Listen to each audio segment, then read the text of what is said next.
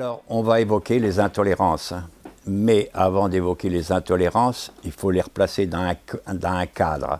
Alors, il y a trois catégories d'hypersensibilité alimentaire. Il y a trois aspects. Il y a d'abord, donc, la première, c'est l'allergie, c'est-à-dire qu'il y a un antigène, c'est-à-dire un agresseur, et il y a un anticorps qui va parer l'attaque. Donc, ça fait un complexe immun, comme on dit. Alors, dans l'allergie, c'est l'immunoglobuline E. Alors, les réactions donc, de l'allergie, elles sont violentes, elles sont bruyantes et elles sont instantanées. Et elles portent uniquement sur les muqueuses et le cutané. Alors, la catastrophe, c'est le choc anaphylactique, c'est-à-dire que c'est œdème, une réaction inflammatoire énorme, donc il faut parer avec vraiment de l'adrénaline, etc. Alors donc, premièrement, l'allergie. Alors l'allergie, ça peut être allergie au lait, etc.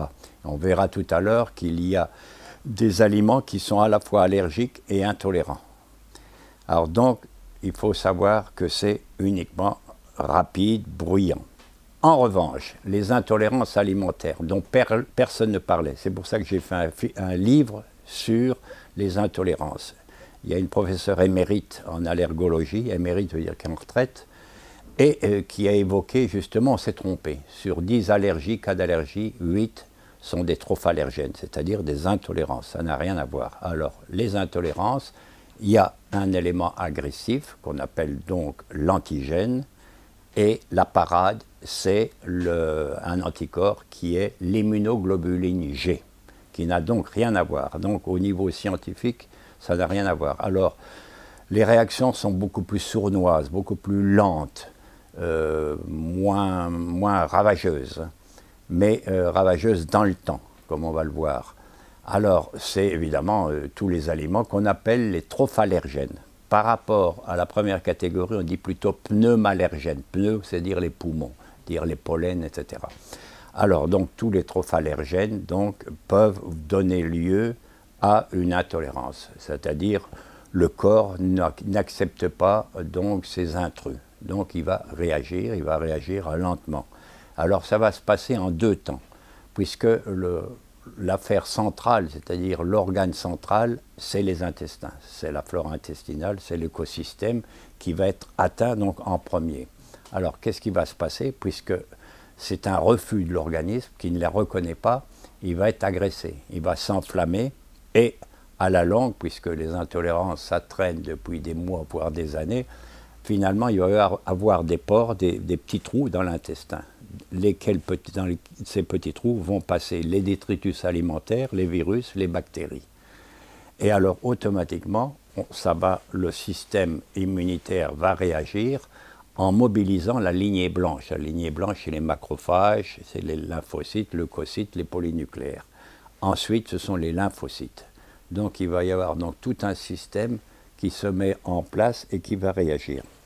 Sur le plan clinique, il y a d'abord la première étape, c'est-à-dire elle se situe localement, c'est-à-dire au niveau des intestins. Il va y avoir des troubles du transit, constipation ou diarrhée, il va y avoir colite, il peut même y avoir une rectocolite hémorragique ou une maladie de Crohn qui est beaucoup plus grave, mais c'est surtout donc des colites spasmodiques, fonctionnelles, etc. Ensuite, ça reste donc dans le cadre, au niveau donc intestinal. Ensuite, vous avez des réactions dans tous les tissus.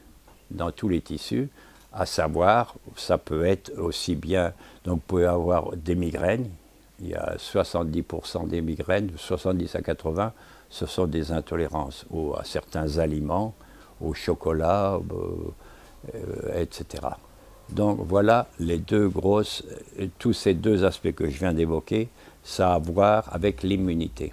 Et vous avez une hypersensibilité qui échappe à l'immunité qu'on appelle l'idiosyncrasie, c'est-à-dire chacun a des réactions très particulières. Or surtout ce sont l'histamine, par exemple le chocolat, ça peut être le chocolat, ça peut être les cacahuètes, etc. Et ensuite vous avez les tyramines, en général ce sont des aliments qui sont vieillis, Ça peut être le fromage, ça peut être des aliments qui se recoupent un peu avec ceux de l'histamine. Alors à ce moment-là, donc, ça n'a rien à voir donc, comme allergie. Alors, pour les intolérances donc, alimentaires, donc la deuxième étape, ça peut atteindre, par exemple, le carrefour ORL. Ça peut atteindre la peau, donner des dermatites, des eczémas, etc. Ça peut aussi atteindre fréquemment tout ce qui est articulaire, donc donner des arthrites, des polyarthrites rhumatoïdes, etc. Puisque dans l'emballement du système réactionnel de l'immunité, il y a des débordements. On appelle ça la maladie auto-immune, c'est-à-dire que vous avez des éléments en vous qui se retournent contre l'organisme, qui n'est pas accepté. À ce moment-là, on appelle une maladie auto-immune. Alors il faut trouver un immunomodulateur pour, j'allais dire, colmater, pour arrêter ce combat. Si vous stimulez, vous allez aggraver la situation. Donc il faut bien faire attention donc, à cela.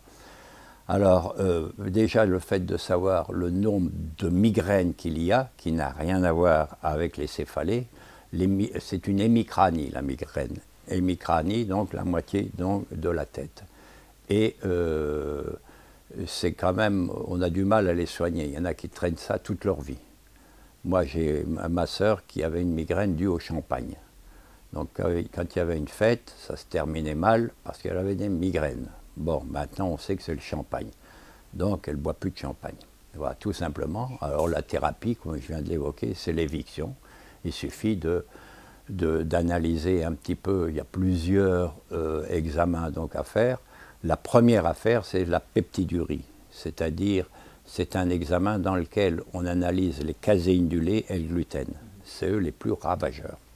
Hein, ça amène même à des troubles du comportement chez les enfants. Pourquoi? Parce que les caséines et le gluten, etc., ça bloque de même avec les métaux lourds, parce qu'on est à 80 ou 100% de gens qui possèdent des métaux lourds, ça bloque les oligo-éléments.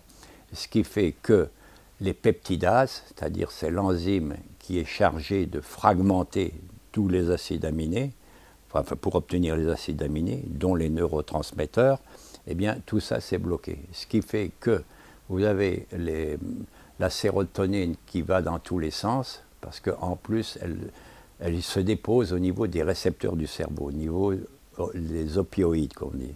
C'est-à-dire c'est un petit peu analogue donc, à toutes les morphiniques, etc.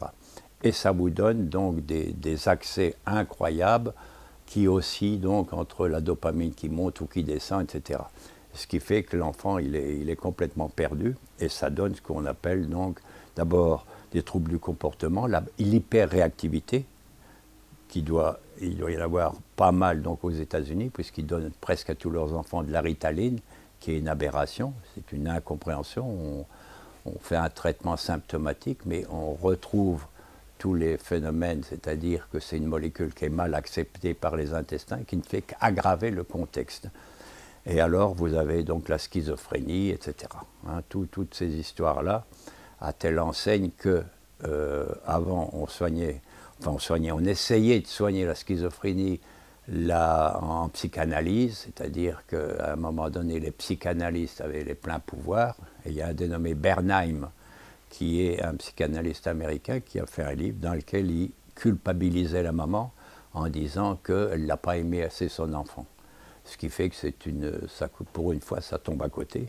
C'est tout simplement, il faut faire une peptidurie, c'est la première chose à faire. Et quand on a en dessous de 40, ça va. Quand on atteint des chiffres comme 100, 140, les enfants, ils travaillent mal à l'école, ils foutent la pagaille, etc. Donc il faut savoir les supprimer. Deuxième examen que vous pouvez faire, c'est de demander les 10 antigènes alimentaires les plus courants. Je parle pour économiser un petit peu, parce que les MUPRO, il y a 3 niveaux, et le dernier niveau, si vous voulez faire toutes, c'est 500 €, ce qui me paraît assez cher. Vous pouvez faire aussi en morathérapie pour les trouver, ou en pulsologie pour trouver un petit peu les intolérances. Hein. C'est-à-dire que vous prenez votre pouls avant le repas, vous le prenez un quart d'heure après, puis vous analysez si le pouls monte, s'il prend 10 ou 15 en plus, et alors tous les jours, vous notez vos aliments, vous prenez par exemple 3 aliments, puis alors vous les séparez pour voir exactement quel est le bon aliment. Et en pulsologie, donc, vous pouvez, c'est le mieux, mais il faut être assez subtil pour savoir trouver les poux. Et donc, sinon, il y a quelques médicaments comme Allergarome, etc. Mais enfin, le mieux, c'est de procéder à l'éviction et votre problème est résolu. Voilà.